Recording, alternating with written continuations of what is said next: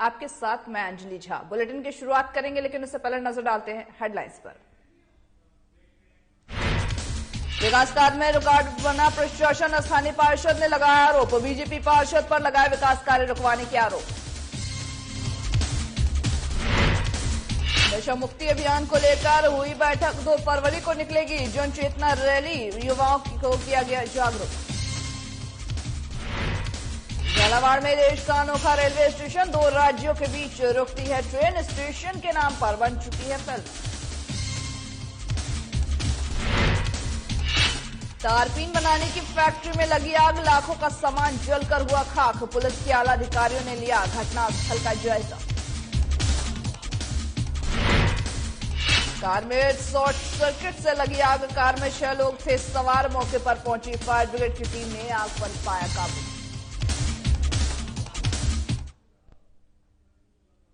Bulletin की शुरुआत करते हैं। पहली खबर राजस्थान के झालावाड़ जिले में पड़ने वाले स्टेशन पर आधी ट्रेन राजस्थान में खड़ी होती है तो आधी मध्य प्रदेश में। दरअसल बता दें आपको कि यही नहीं, भारत में ये अपनी तरह के ये इकलौता रेलवे स्टेशन है, यानी कि 2 राज्यों से लगने वाला ऐसा रेलवे स्टेशन आपको कहीं और देखने को नहीं मिलेगा।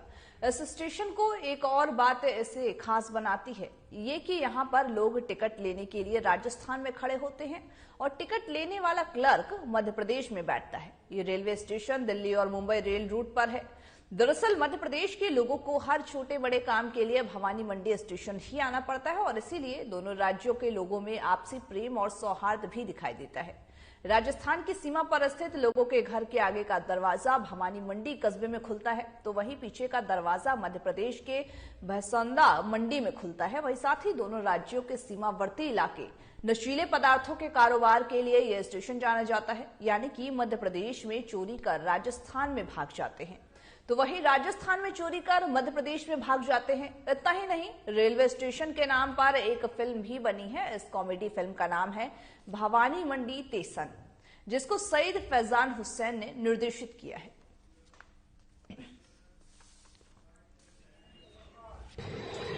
भवानी मंडी का रेलवे स्टेशन 2 राज्यों के बीच में बसा हुआ है, जहां पर टिकट लेने वाला राजस्थान में खड़ा होता है और देने वाला मध्य प्रदेश से टिकट देता है।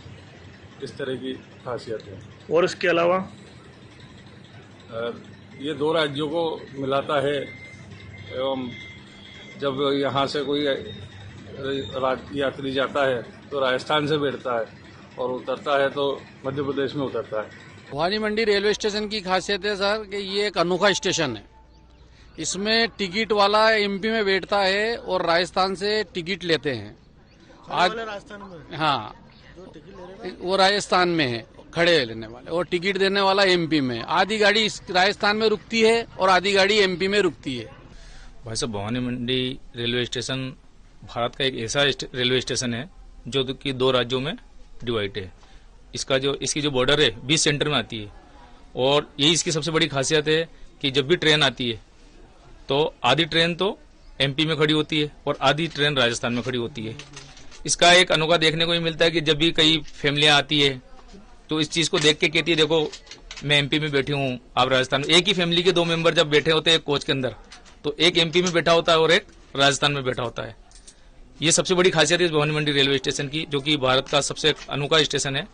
इसमें एक इंजन अपने एमपी की तरफ खड़ा होता है तो गार्ड का डिब्बा राजस्थान में खड़ा होता है, या अपने दिल्ली साइड से आने वाली ट्रेनों का गार्ड का डिब्बा एमपी में खड़ा होता है तो इंजन राजस्थान में खड़ा होता है। ये सबसे बड़ी खासियत है भवानी मंडी के रेलवे स्टेशन की और ये काफी लोग इस चीज को मतलब देखने के लिए ट्रेनों से उतरते हैं और अपने सेल्फी वगैरह लेते हैं, जो कि दोनों राज्यों के बोर्ड लगे हुए हैं हमारे पास में एमपी और राजस्थान के। एक साइड राजस्थान लिखा हुआ है, एक साइड मध्य प्रदेश लिखा हुआ है। भारत अपने आप में कई अजब गजब स्थानों वाला अनूठा देश है। इसमें राजस्थान ऐसा राज्य है जहां कई स्थान अचंभित कर देने वाले हैं, या यूं कहे तो राजस्थान में अजब गजब चीजों की भरमार है। और साधना प्लस न्यूज राजस्थान अपने खास कार्यक्रम में इन्हीं स्थानों और खासियतों को दर्शकों तक लेकर आ रहा है। इस एपिसोड के तहत हम आपको राजस्थान के भवानी मंडी रेलवे स्टेशन के बारे में बता रहे हैं। जिला प्रशासन अलवर द्वारा 26 जनवरी को गणतंत्र दिवस समारोह में जिला प्रमुख को प्रोटोकॉल के तहत ही सम्मान दिया जाना था, लेकिन जिला प्रमुख को सीट पहली पंक्ति में नहीं दी गई, जिसकी वजह से उन्हें पीछे बैठना पड़ा और उनको सम्मान पत्र के लिए भी नहीं बुलाया गया, जबकि अतिथियों की पत्नियों को सम्मान पत्र देने के लिए बुलाया गया था। ऐसी स्थिति को देख करके जिला प्रमुख छिल्लर अपमानित महसूस करके उन्होंने वो समारोह से उठकर चले गए। इस बात को जान करके जिले का सर्व जो समाज है वो बहुत ही नाराज हुआ है और मुख्यमंत्री के नाम एसडीएम को ज्ञापन भी सौंपा है। का अपमान हुआ है वो बलबीर छिल्लर का अपमान नहीं हुआ है। एक संवैधानिक पद है और जो अलवर जिले का प्रथम नागरिक है उसका अपमान हुआ है, तो ये सभी जनप्रतिनिधियों का अपमान हुआ है।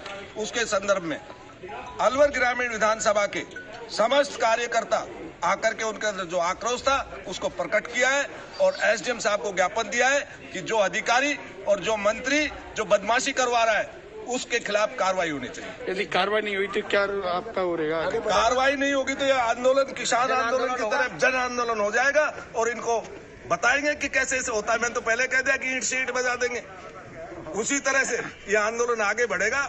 हमारे किसान यूनियन के नंदराम ओला जी आए, 31 तारीख को इनकी मीटिंग है, ये बताएंगे कि किस तरह से रणनीति क्या करनी है।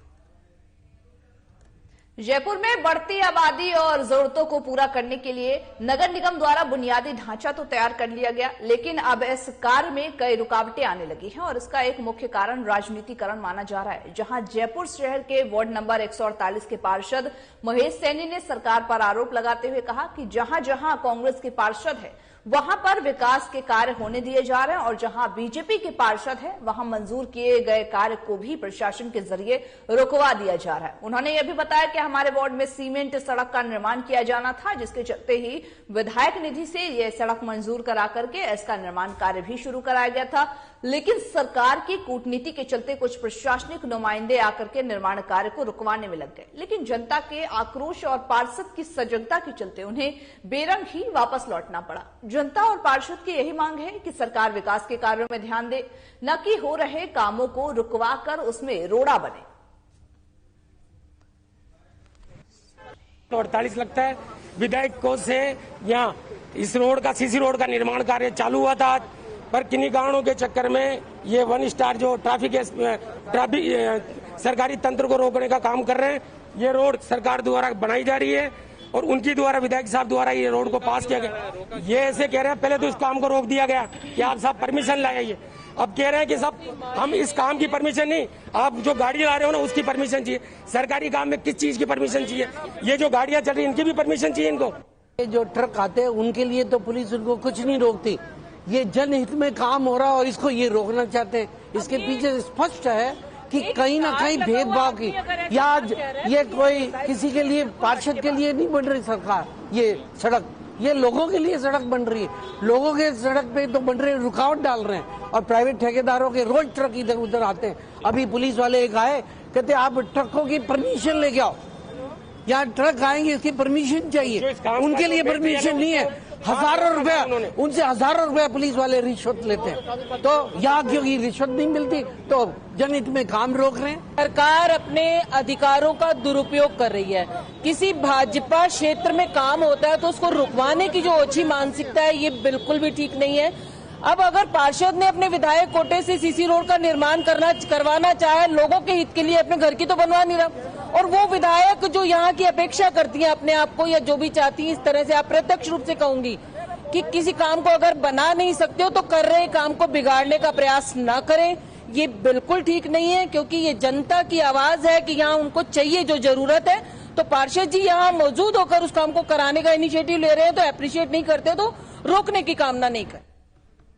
खबर हनुमानगढ़ के नोहर से है, जहां जन जागृति पैदा करने के लिए एक बैठक का आयोजन किया गया था। वहीं साथ ही साथ नशे के खिलाफ अभियान चला करके आम जनता का समर्थन हासिल करने के लिए चेयरमैन मोनिका खटौतिया की अध्यक्षता में यह बैठक की गई थी। बैठक में नशे के खिलाफ रैली निकाल करके जन जागृति पैदा करने का प्रस्ताव पारित किया गया है, जहां पर चेयरमैन मोनिका ने यह बताया है कि 2 फरवरी को नोहर से 2 बजे शहर के मुख्य मार्गों से होते हुए नशे के खिलाफ एक जन चेतना रैली निकाली जाएगी, जिसका समापन बिहानी स्टेडियम में प्रशासनिक और पुलिस अधिकारियों की बैठक की मौजूदगी में किया जाएगा। वहीं साथ ही साथ यह भी बताया गया कि स्टेडियम में रैली की समाप्ति के दौरान ही युवाओं और शहर के जो जागरूक हैं लोगों को इसके अलग अलग जिम्मेदारियां भी इन सबको सौंपी गई है। आज नगर पालिका परिसर में एक बैठक का आयोजन किया गया है। इसका मुख्य उद्देश्य नशे के खिलाफ लोगों में जागरूकता अभियान की शुरुआत करनी है। तो जागरूकता अभियान के लिए 2 तारीख को जागरूकता रैली निकाली जाएगी और जो नगर पालिका से शुरू होकर स्टेडियम तक इसका समापन होगा। सांगरिया में हनुमानगढ़ रोड पर साहूवाला धर्मशाला के पास अचानक कार में आग लग गई और देखते ही देखते कार से आग की बड़ी बड़ी लपटें निकलने लगी, जिसके बाद कार में जो भयंकर आग लगी इस दौरान ही कार में कुल 6 लोग सवार बताए जा रहे हैं, जो अपनी सजगता से कार से बाहर निकलने में कामयाब हुए और साथ ही अपनी जान भी बचा सके, जिसके बाद इसकी सूचना फायर ब्रिगेड को दी गई है। वहीं मौके पर पहुंची फायर ब्रिगेड की टीम ने कड़ी मशक्कतों के बाद आग पर काबू पा लिया है। वहीं कार में आग लगने के कारण बैटरी से शॉर्ट सर्किट की वजह बताई जा रही है।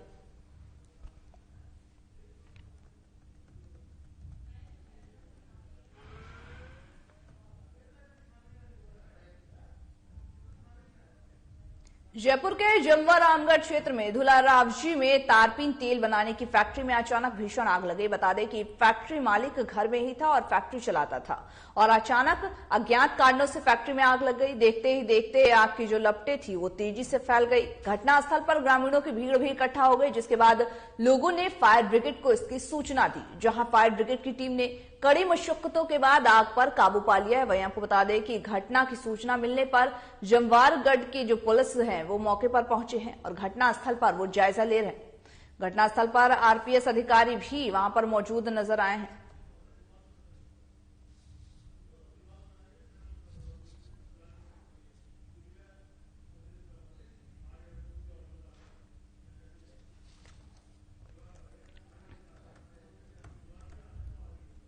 जिला मुख्यालय के पास स्थित खेडला गांव यहां पर विगत पूर्णिमा से यानी कि मकर संक्रांति के आसपास इस नीम के पेड़ में दूध का रिसाव शुरू हो गया है, जिसका पता लगते ही इस पेड़ को देखने के लिए ग्रामीणों की तांता लग गया। और साथ ही साथ मामला आपको बता दें, दरअसल पूरा मामला दौसा से लगभग 5 किलोमीटर दूर स्थित खेडला गांव का बताया जा रहा है, जहां के निवासी राजवीर सिंह गुज्जर के पास से मकान में एक नीम के पेड़ से दूध निकलने लगा, जिसमें अचानक ही दूध जैसा तरल पदार्थ निकलना शुरू हो गया। कुछ लोगों का मानना यह भी है कि ये भगवान की कोई कृपा है, तो वहीं साथ ही कुछ लोग इसे औषधि के रूप में देख रहे हैं।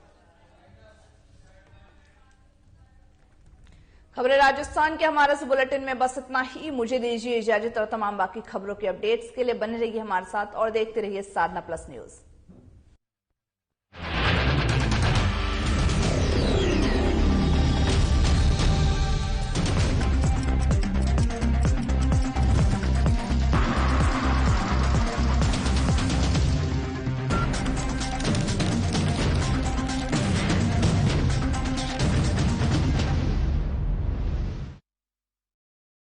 क्या आप दुबले पतले कमजोर हैं, आपकी सेहत नहीं बनती, भूख कम लगती है, वजन नहीं बढ़ता,